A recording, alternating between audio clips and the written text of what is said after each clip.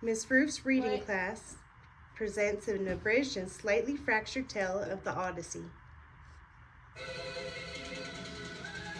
The battle between the Greeks and the Trojans has gone on for far too many years. The Greeks have been unable to break through the impenetrable walls of Troy, while the beautiful Helen of Troy thinks perhaps leaving with the handsome Prince Paris was not such a good idea after all.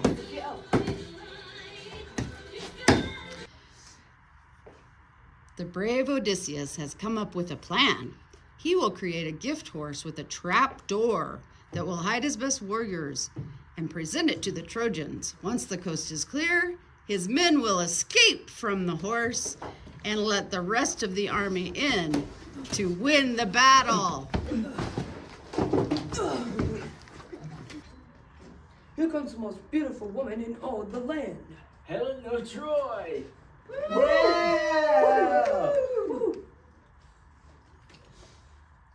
How kind of you to kick up a fuss about little old me. If I would have known you were going to start a 10-year war, I would have had second thoughts about going with Prince Harris. I do miss him though. You've always belonged with us. Let's get you home. Odysseus, we drank all the wine and ate all the food. Can we stop on the way home and get some more? I need the strength to run this big boat. You made a great point. Let's stop on this island and get something to eat. And so Odysseus and his mighty soldiers sailed away from Troy in hopes of finding food on the way home. Eventually, they came along a beautiful island. It wasn't long before Odysseus and his soldiers found themselves in the island's largest cave.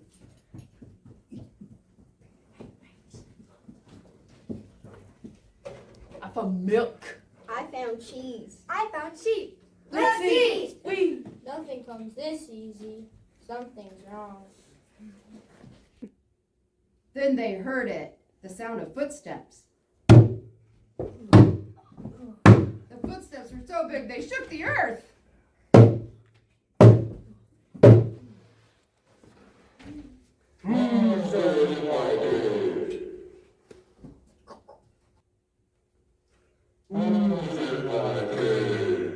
It's just a bunch of merry Greeks.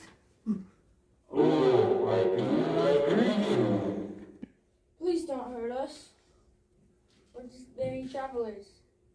And who are you? Oh, me? I'm no one. No, that's a strange name. I've been told. Your name isn't no one. Play along. We'll never get out alive when that creature can see. Oh, would you like us to sing you a lullaby and pour you some wine? Yes, but we could be sure I need any one of you for this time. Rock my baby in the treetops when the wind blows your cradle. The soldiers gave the Cyclops loads of wine and sang him a soft lullaby. Soon he was fast asleep. Now!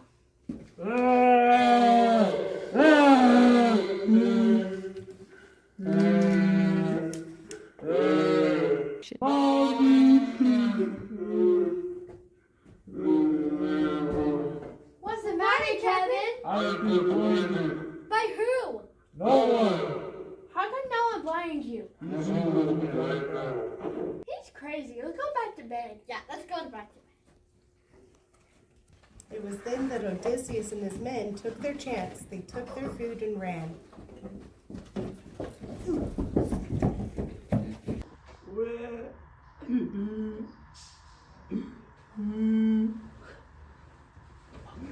What happened, my son? Those men have blinded me. Don't worry, my son. I will make sure they pay. And Poseidon did. Days turned into weeks, weeks to months. In time, the men's food impatience began to run thin. We have to stop. We haven't seen food. We haven't seen land in ages. I'm not gonna run another stroke. fine. Let's stop on this next island. Looks quite enough. Anyway, I need a nap. I'll look for food while you take a nap.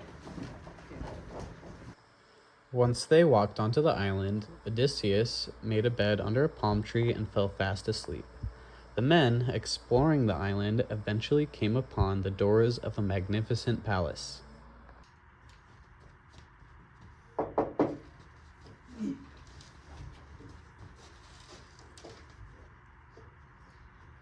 Hello there. Would you mind sparing a snack for some weary travelers? Hello, boys. Of course I could help you. Come this way to my dining room.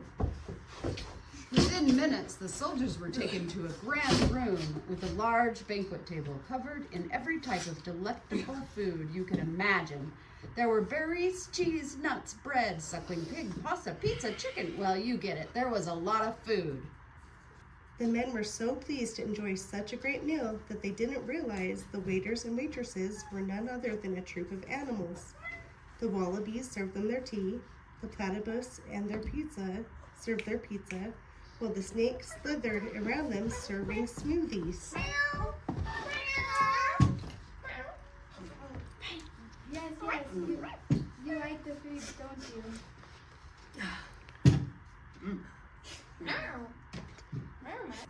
Oh, you eat like little pigs, don't you? If I weren't to know any better, I would say you are pigs. In fact, why don't you become pigs? And with that, the men all started to slide off their chairs. Where there were feet, hooves appeared. Their noses became snouts, and they grew the cutest little curled tails. What Circe didn't know was that Odysseus had been watching from the window. He saw that eating her food had turned the men into animals before him, and he planned to turn them back. Action!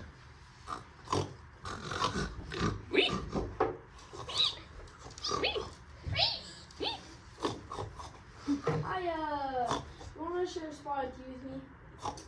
My men have seemed to got lost trying to find nuts and berries. Of course, come this way. You can trust me.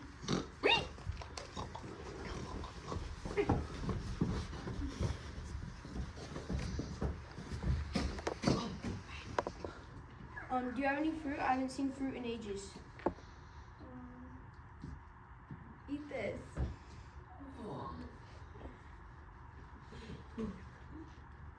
Thank you so much. This is delicious. I know. Eat it all.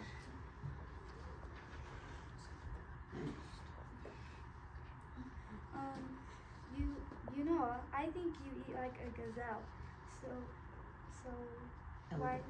So elegant. Why don't you become a gazelle? I said become a gazelle. Become a gazelle.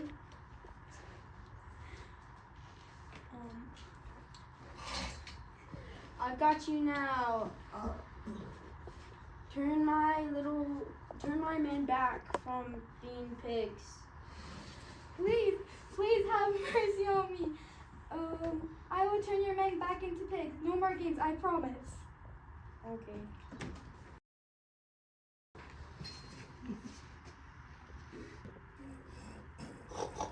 And Circe was as good as her word. She waved her wand and turned the piglets back into men. She fed the men, and they had a blast hanging out with all the other animals. She gave Odysseus advice from her friends in the underworld and helpful tips for sailing home. Thank you for everything. I'm afraid it's time for us to sail. I can't believe it's been so long. It's almost been a year. You've been away from home for almost 20 years.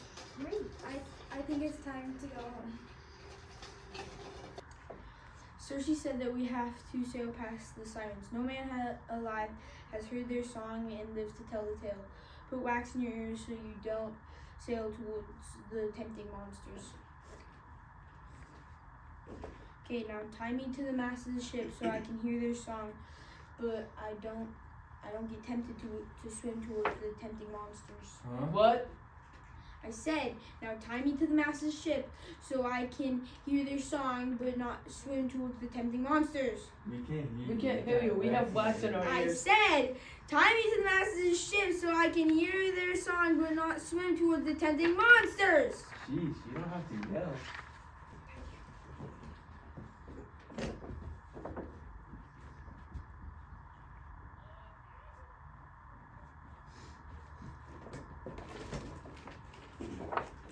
Action. And with that, they began to sail home. The song was faint at first. Odysseus could hear it. It was like a warm blanket, chocolate, milk, and all the good things in life wrapped into one. Their song was the most beautiful thing he had ever heard in his life. Let me out. I need to find where that beautiful song is coming from. You can have my land if you untie me. You can have my money if you untie me. But the men couldn't hear him, so they sailed on. You can have this boat if you untie me. Just let me find where that beautiful song is coming from. They passed the sirens. It was then that they saw the beautiful women turn into the horrible creatures that they were. Their beautiful song became a horrible screech, and the spell of the siren song was broken.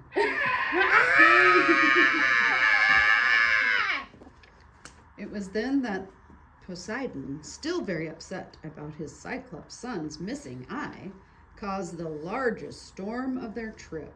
Odysseus lost all of his men to the storm and the mythical sea creatures of the time.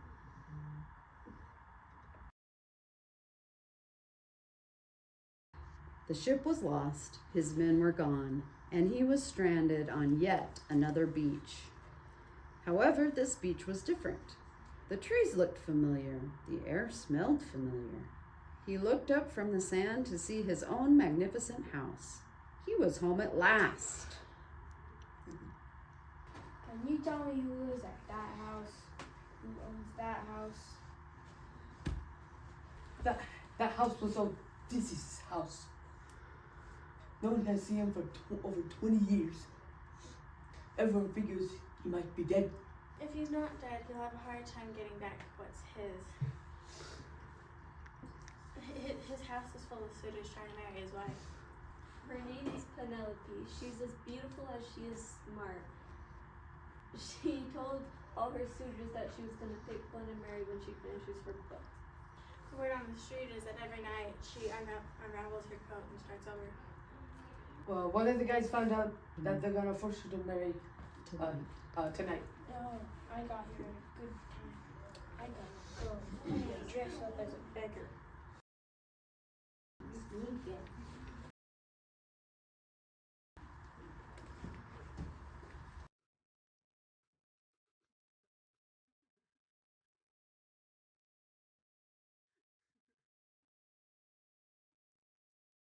Later that day, Odysseus disguised himself as a beggar, and he set forth to his old home to reclaim what was rightfully his.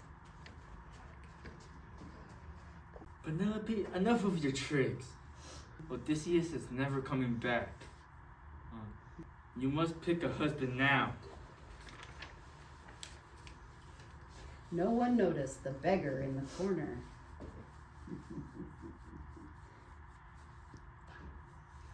Fine, but I have one task for you guys to complete. Move my bed from one room to the other. That's That's it? That's easy. That's easy. Moving a bed is so easy. So You gone insane, woman. That bed was made out of the strongest oak, the strongest log in Ithaca. No man alive could move it. Only my husband would know that. You're back, never leave me again. I won't. But first I have some business to attend to.